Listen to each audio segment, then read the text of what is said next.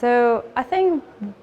two of the biggest challenges for successful implementation of restoration in Brazil and Indonesia will be access to financing,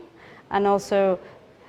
having clear guides on definitions of what we mean by restoration, how and where restoration needs to be done or could be done, and what are the potential livelihood options and ecosystem services and biodiversity gains that will come from restoration. So defining all of this and also engaging with financing is a big challenge, and I think our project can certainly contribute to this.